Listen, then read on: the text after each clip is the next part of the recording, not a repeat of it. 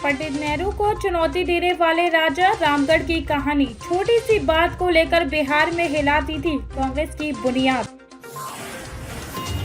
British हुकूमत की समाप्ति के पहले ही बिहार में गैर कांग्रेस राजनीतिक दल की बुनियाद रखी जा चुकी थी। ये बुनियाद देश के सबसे छोटे राजघरानों में से एक रामगढ़ सियासत के तत्कालीन राजा कामाख्या नारायण सिंह ने 1946 में ही रखने का काम किया था। हालांकि आजादी की लड़ाई के दौरान राजा कामाख्या नारायण सिंह ने कांग्रेस पार्टी को बढ़ चढ़कर मदद की। रामगढ़ में 1942 में कांग्रेस अधिवेशन करवाने में भी उनकी प्रमुख भूमिका रही। महात्मा गांधी के आह्वान पर अपना राज उन्हें समर्पित करने की पेशकश तक कर डाली थी।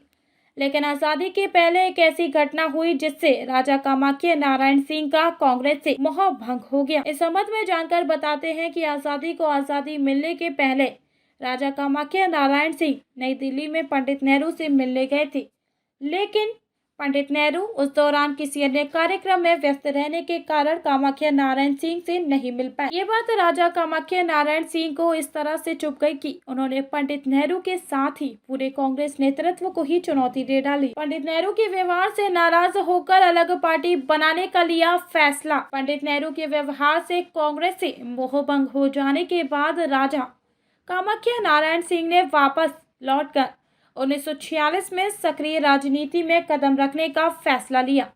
राजा बहादुर कामाख्या नारायण सिंह ने देश में पहली बार छोटा नागपुर संताल परगना जनता पार्टी का संगठन खड़ा किया।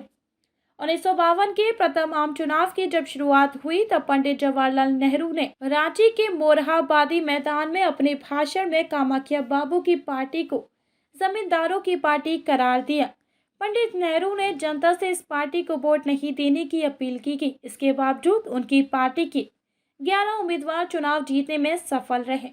1957 में के विधानसभा चुनाव में भी राजा रामगढ़ की पार्टी को बिहार के छोटा नागपुर संताल परगना इलाके में अच्छी सफलता मिली, जबकि 1960 तक उनकी पार्टी के 7 सांसद हो गए और 50 विधायक हो गए। इसके तहत बिहार विधानसभा में उन्हें नेता प्रतिपक्ष का दर्जा मिल गया। 1967-68 में बिहार में विपक्ष की सरकार बनाने में भी राजा रामगढ़ की बड़ी भूमिका रही।